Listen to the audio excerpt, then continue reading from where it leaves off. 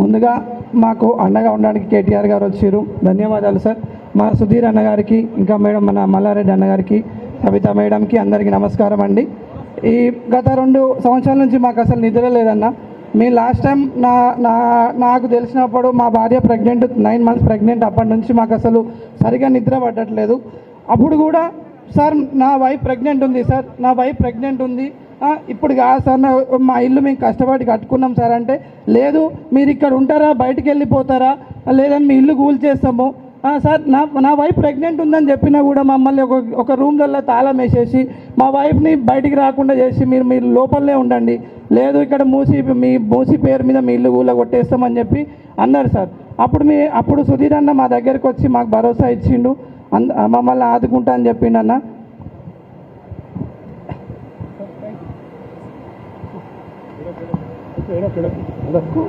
మాటలు చెప్పిన అన్న, నాకు నా భార్య ప్రెగ్నెంట్ ఉంది, నేను అన్ని అనుమతులతో నా ఇల్లు కట్టుకున్నా.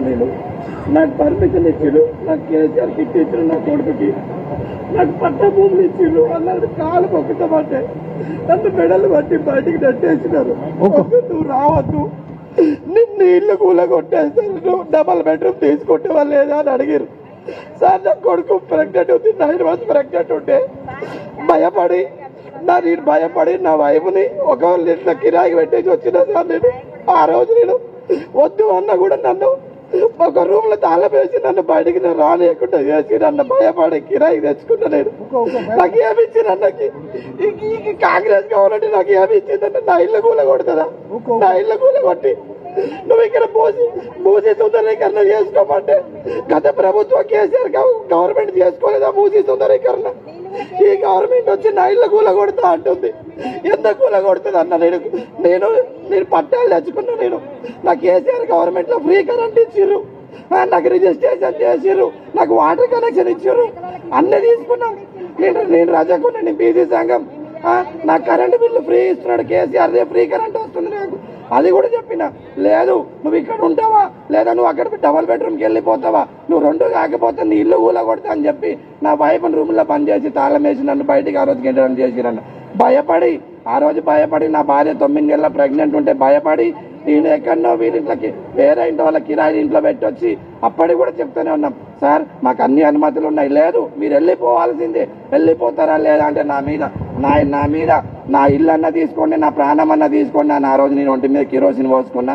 సుధీర్ అన్న గారు, మన తోట మహేష్ అన్న గారు, చందన్న గారు, విఠలరెడ్డి అన్న గారు, వీళ్ళందరూ మాకు ఎంతో భరోసా ఉండి మా వెనుక నిలబడి మా ఇల్లు పోకుండా కాపాడిరు. ఈ రోజు కూడా మీరు మా దగ్గరకు వచ్చి మా ఇల్లు పోకుండా కాపాడండి. మేము ఎప్పటికీ మా కొడుకుల బిడ్డలకు మేము రుణపడి ఉంటామన్నా. సభ్యదాకా మీరు కూడా మాకు అండగా ఉండండి, మీరు కూడా మారు. Thank you Mahesh.